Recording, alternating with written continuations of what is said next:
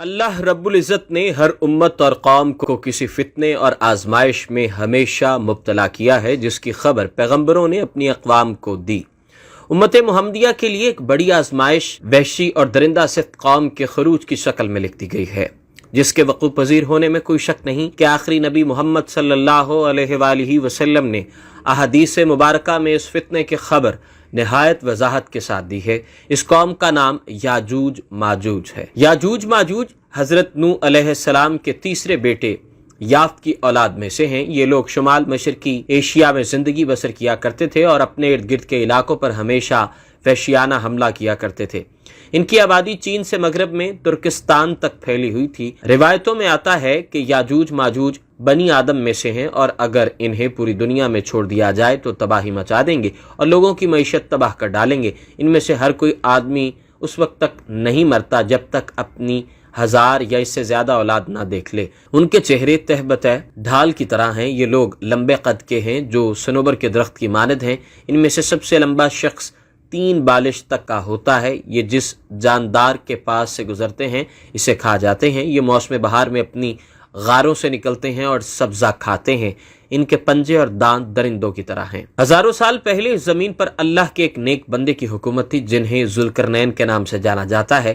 اللہ رب العزت نے ذوالقرنین کو زمین کے ایک بڑے حصے کی بادشاہت عطا فرمائی تھی۔ آپ نے مشرق و مغرب کا سفر بھی کیا تھا۔ مورخین کے مطابق ذوالقرنین کے نام سے قرآن مجید میں جس شخص کا ذکر آیا ہے دراصل وہ ایران کا عظیم بادشاہ خورس تھا۔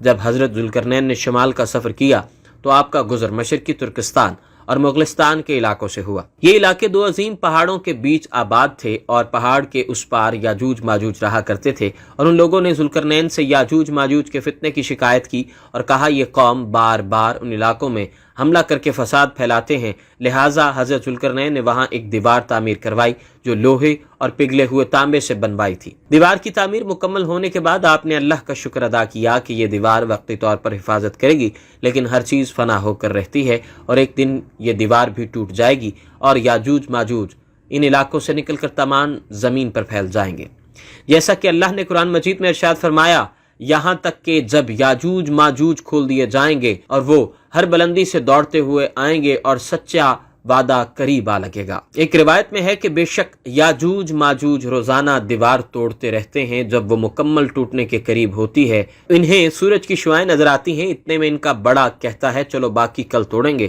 تو اگلے دن اللہ اس دیوار کو پہلے سے بھی مضبوط بنا دیتا ہے۔ جب ان کی قید کی مدت ختم ہو جائے گی اور اللہ انہیں لوگوں کے سامنے ظاہر کرنا چاہے تو اس دن جب وہ سورج کی شعاعیں دیکھیں گے تو ان کا بڑا کہے گا چلو انشاءاللہ باقی کل توڑیں گے۔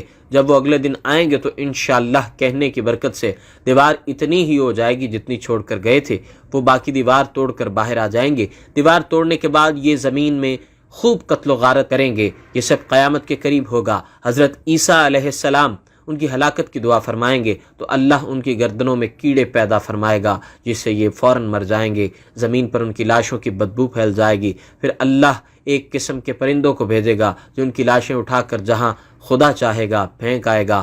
یوں یاجوج ماجوج کا خاتمہ ہو جائے گا۔ مورخین اور محققین کے مطابق سرزمین قفقاز میں دریائے خزر اور دریائے سیاح کے درمیان ایک پہاڑوں کا سلسلہ ہے جو ایک دیوار کی طرح شمال اور جنوب کو ایک دوسرے سے الگ کرتا ہے۔ اس میں ایک دیوار کی طرح کا درہ بھی موجود ہے جو مشہور درہ داریال ہے۔ یہاں ایک قدیم تاریخی لوہے کی دیوار نظر آتی ہے۔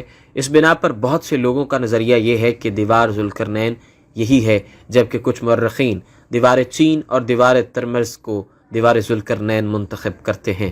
یہ تمام نظریات قیاس اور اندازوں پر مبنی ہیں۔ دیوار ذوالقرنین کہاں بنائی گئی ہے اور کہاں واقع ہے اس کا علم صرف اللہ تبارک و تعالیٰ کو ہے، اور وقت مقررہ پر اس دیوار کو یاجوج ماجوج توڑ کر نکل جائیں گے۔ کیونکہ خبروں کو اب چلنے دو۔